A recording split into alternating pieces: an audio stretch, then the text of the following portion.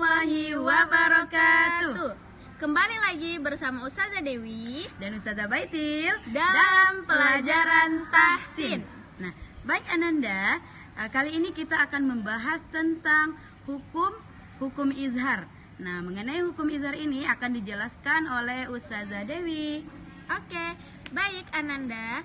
Seperti yang kita pelajari yang lalu-lalu dan sepertinya Ananda sudah pada tahu semuanya, tapi kali ini kita akan mengulang. Baik, akan saya jelaskan izhar. Izhar itu artinya jelas. Maksudnya jelas adalah, jadi ketika kita membaca atau membaca ayat-ayat Al-Quran khususnya, nah ketika kita bertemu hukum izhar, jadi kita harus membacanya dengan jelas ya. Tidak boleh dengung dan tidak boleh gunnah ya.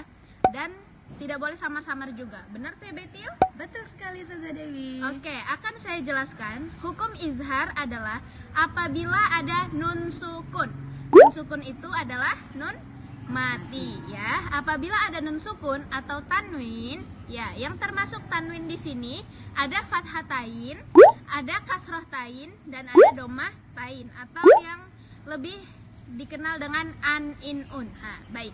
Apabila ada nun sukun atau tanwin bertemu dengan huruf-huruf izhar, maka ia dibaca jelas.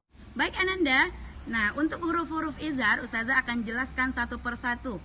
Yang mana huruf izhar ada 6. Nah, coba Ananda perhatikan di sini, huruf izhar yang pertama adalah huruf hamzah atau alif.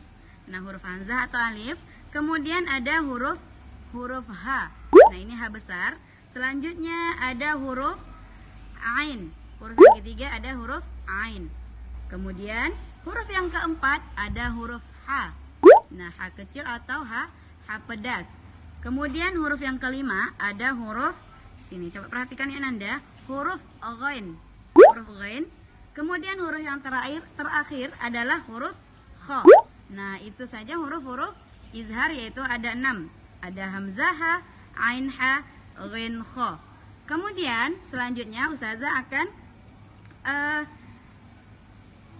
menjelaskan contoh-contoh dari masing-masing huruf izhar ini. Nah, yang pertama yaitu ada huruf alif atau hamzah tadi. Coba Anda perhatikan. Nah, ini ada contoh huruf alif atau hamzah. Man amana.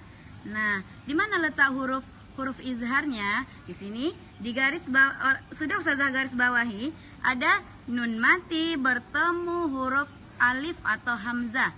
Nah, ini kita baca dengan jelas. Ya, Ustazah ulangi, man amana. Nah, itu contoh huruf alif atau hamzah. Kemudian contoh yang kedua itu ada huruf H. Nah, bisa Anda perhatikan. Ini ada inhaza. Inhaza. Nah, di mana letak huruf izharnya, hukum izharnya? Nah, di garis bawah ini ada nun mati bertemu dengan huruf H. Jadi kita baca dengan jelas. Selanjutnya huruf yang ketiga itu ada huruf ain. Nah, contohnya an'amta. An'amta. Nah, letak huruf izharnya itu ada pada nun mati bertemu dengan huruf ain. Nah, contoh berikutnya akan dijelaskan oleh Ustazah Dewi. Oke, contoh berikutnya adalah huruf H ya.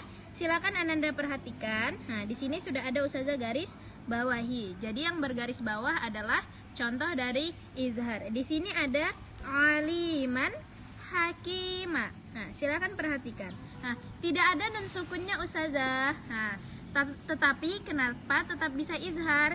Izharnya terletak pada huruf mim dan ha.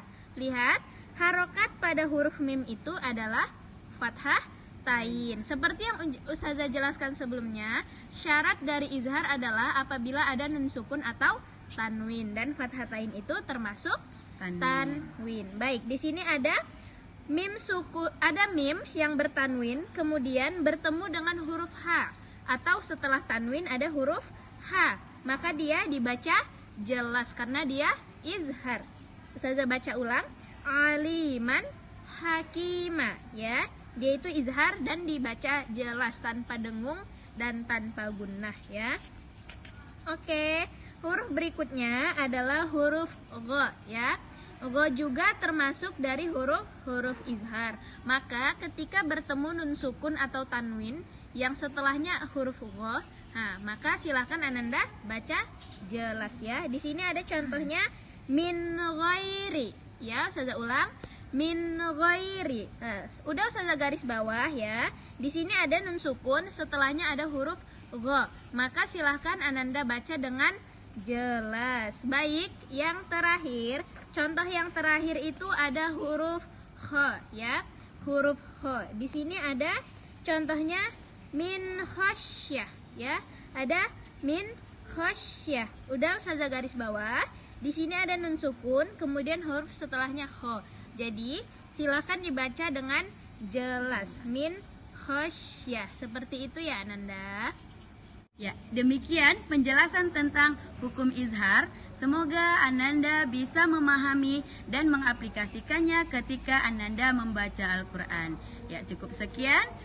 Tetap di rumah, jaga kesehatan. Assalamualaikum warahmatullahi wabarakatuh.